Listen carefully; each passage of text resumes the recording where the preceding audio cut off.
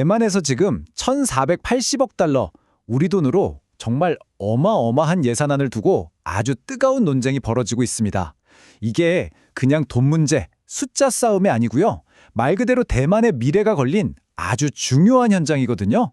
자, 지금부터 그 속으로 한번 들어가 보겠습니다. 한 나라가 1,480억 달러나 되는 돈을 어디에 쓸지 어떻게 정할까요? 이 문제를 두고 지금 지역정부, 중앙부처, 그리고 각자의 정치적 이해관계가 정면으로 꽝 부딪히고 있는 겁니다. 과연 누구의 목소리가 이기게 될까요? 네, 이 모든 논쟁의 시작점은 바로 이 거대한 예산안 그 자체에서 출발합니다. 대만 경제부가 내놓은 이 청사진, 그 규모가 정말 상상을 초월할 정도입니다. 금액이 얼마냐면요. 무려 1,480억 신타이완 달러입니다. 이 돈이 대만의 산업, 에너지, 그리고 국민들의 안전을 어떻게 바꿀 수 있을지 지금부터 그 계획을 한번 자세히 뜯어보겠습니다. 자, 이 예산을 어떻게 나눴는지 한번 보세요. 이걸 보면 지금 대만 정부가 뭘 가장 고민하는지가 딱 보입니다. 제일 큰 덩어리가 안정적인 전력 공급이고요. 그 다음이 물 관리랑 핵심 산업 육성이에요. 이게 왜 그러냐면요. 최근 대만이 겪었던 극심한 가뭄, 그리고 전 세계적인 공급망 위기에 대한 아주 직접적인 대응이라고 볼 수 있는 거죠. 자, 그런데 이 엄청난 예산안을 두고 가장 먼저 불꽃이 파박 튄 곳이 있었습니다. 바로 물 문제였어요. 수도인 타이페이시랑 국가전력회사가 그야말로 정면으로 딱 부딪힌 겁니다. 이 논쟁의 한가운데에 뭐가 있냐면요. 물소비 부담금이라는 제도가 있어요. 이름 그대로입니다. 물을 아주 많이 쓰는 대규모 사업장들 있죠. 거기에 부담금을 딱 매겨서 자, 이제 물 좀 아껴 쓰세요 하고 유도하려는 거죠. 양쪽 주장이 아주 팽팽해요.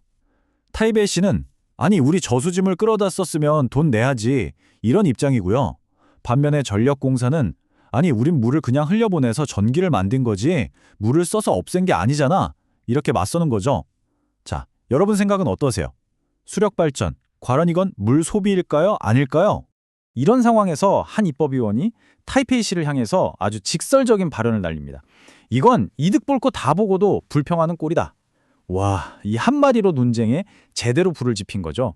자, 그리고 이 그래프를 보시면 상황이 더 명확해집니다. 이게 바로 핵심 맥락인데요. 타이베이시가 직접 생산하는 전기량이랑 소비하는 양을 보세요. 차이가 어마어마하죠.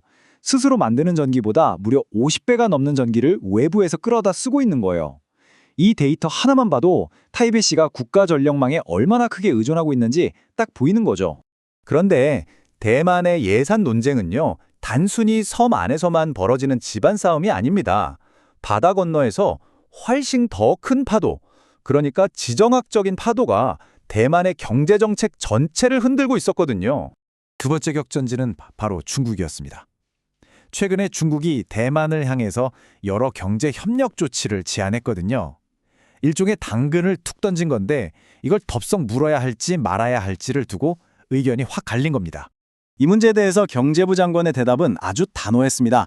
우리는 한 나라에만 의존하지 않고 이미 전 세계로 시장을 넓혀왔다. 그리고 정치적인 조건이 붙은 제안은 믿을 수 없다. 안정적인 관계가 먼저다. 이렇게 딱 선을 그은 거죠. 한마디로 위험해 보이는 지름길보다는 좀 돌아가더라도 안전한 길을 가겠다. 바로 이겁니다. 자, 그런데 이런 거대한 돈 이야기, 또 복잡한 정치 논쟁, 이게 우리 같은 평범한 사람들 삶이랑 도대체 무슨 상관이 있을까요? 사실은요, 아주 직접적인 관련이 있습니다. 진짜 문제는 바로 시간입니다. 지금 정치권에서 이렇게 옥신각신하면서 예산 통과가 하루 이틀 늦어지는 사이에 당장 코앞에 닥친 게 있거든요. 바로 태풍 시즌입니다. 이 대비를 위한 중요한 공사들이 올 스톱될 위기에 처한 거예요. 예를 들어 타이난 지역 의원들의 목소리를 한번 들어볼까요? 이분들은 지금 장마 시작되기 전에 빨리 강바닥 파내고 제방 보강해야 한다. 예산 좀 빨리 달라! 라고 아주 강력하게 요구하고 있는 상황입니다.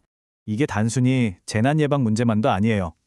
어떤 지역에서는요, 아직도 가장 기본적인 인프라, 그러니까 다량이 있어야 할 것들을 기다리고 있습니다. 핑동 지역의 사례를 보면 국가 예산이 그야말로 생존의 문제를 어떻게 다루는지 여실히 드러납니다. 83.9%.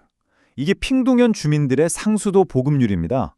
전국 평균이 95%에 거의 육박하는데 이 숫자만 봐도 이분들이 겪는 불편함이 어느 정도일지 짐작이 가시죠? 자, 보세요. 물을 둘러싼 치열한 다툼, 그리고 국제 정세의 압박, 또 한쪽에서는 지역 주민들의 이 절실한 목소리까지 이 모든 것을 관통하는 핵심, 과연 무엇일까요? 네, 핵심은 바로 이겁니다. 예산이라는 건 그냥 숫자를 쭉 나열해 놓은 장부가 아니라는 거죠. 이건 국가 전체의 큰 목표, 또 지역의 정치적인 이해관계, 그리고 국제적인 압박과 시민들의 아주 직접적인 필요 사이에서 아슬아슬하게 균형을 맞춰 나가는 정말 복잡하고 치열한 과정 그 자체입니다. 이렇게 단일원까지도 논쟁의 대상이 될 때 우리가 생각하는 진정한 발전을 위한 대가는 과연 무엇일까요? 어쩌면 그 대가는 우리가 내는 세금이 아니라 이견을 조율하고 합의에 이르기까지 우리가 하염없이 흘려보내는 바로 그 시간일지도 모르겠습니다.